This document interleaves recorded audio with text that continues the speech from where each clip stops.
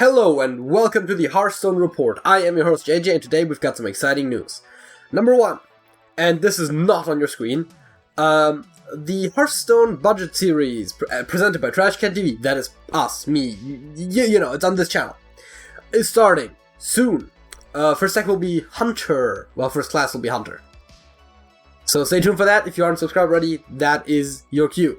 Now, in other more official Hearthstone news, big Battlegrounds update. Quillboard are getting added as a tribe, and they come with a blood gem mechanic, which, as people have pointed out, are bananas. Except they're not literally bananas. Possibly because we already got a hero that does bananas in King Mukla, so this is slightly different. Also, I guess bananas don't fit the Quillboard theme that well. Comes with some new heroes and a bunch of new cards.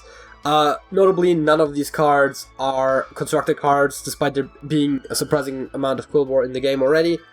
Since I'm not a Battlegrounds expert, I'm not going to go over this specifically. I will, however, go over the other stuff in these patch notes. Number one, Duels update. Well, it says Duels. Oh no, I was about to say it says Duels update, but yeah, they did in fact make more updates. I was about to say they don't change one card, but they did make it so that you actually get treasures suggested that are more synergizing with your deck, which I find really cool because people don't play Duels as much because it's a huge RNG fiesta, and it seems like with this you can maybe more consistently get good decks, meaning that your high-end performance is still the same because you could have still high-rolled into good treasures before, and trust me, whenever that happens you end up doing really well, but your low-end probably gets a bit better, so they hopefully minimize the RNG a little bit there. Nosdorm has been unbanned. I mean, sure, I don't see why not. But more importantly, well, I guess the first one was the most important, but more important than Nosdorm arguably is Humble Blessings, which is one of the Paladin signature treasures, now costs 4 mana instead of 3. I've never played with it, but it seems pretty powerful, so it makes sense that it would be a bit more expensive. Now to the thing that most people probably care about, which is constructed things. Diamond Ragnaros for getting all 36 classic legendaries. Yeah, so for people that play classic, this is probably something that is very attainable. For people like me that don't play classic, this is probably less feasible. I play Wild, where these cards at least can be played, but I don't think I'll ever get all of those, but hey, you can get this as a free-to-play player, and that is what this is all about.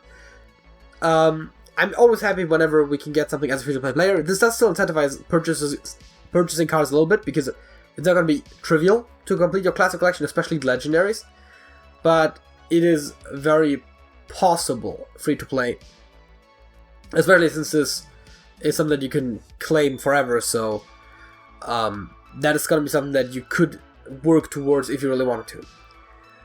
Also, they've added a new achievement that allows you to get these hero skins down here, which of course I'm slightly cutting off Valera, but I don't think anyone cares that much. It's the worst Pokemon anyways. Actually, I can just do this. There we go! And some of those look pretty cool. And these are the tier 2 armors from World of Warcraft for the respective classes, except for Valera, because apparently there was a skin that already looked kind of like the tier 2, so this is the tier 5. Doesn't really matter, the point is some of them look really cool, and you can get all of those for achievements.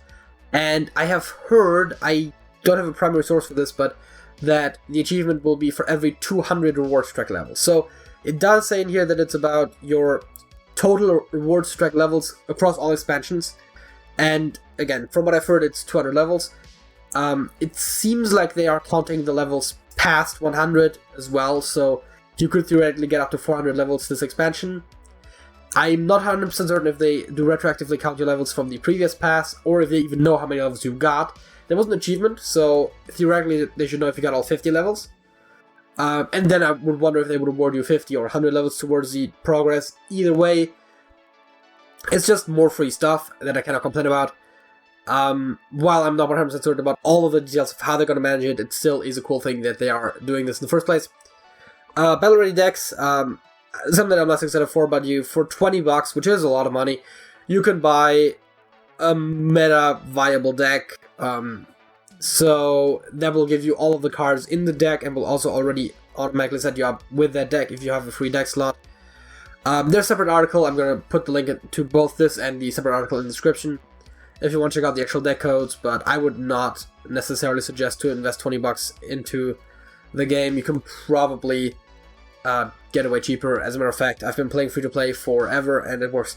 Book of Thrall is coming May 25th. Oh, did I ever mention all the other stuff's coming May 4th? Yeah, all the other stuff's coming May 4th. New Battlegrounds Heroes only May 18th, unless you have the Tavern Pass.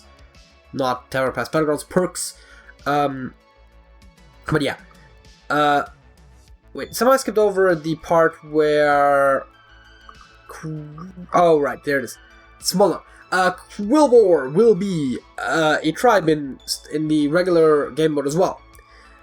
Which is... in theory, irrelevant, because they said we don't currently have plans to build synergies around Quillboard and any other game modes. So they say that there will be no particular synergy.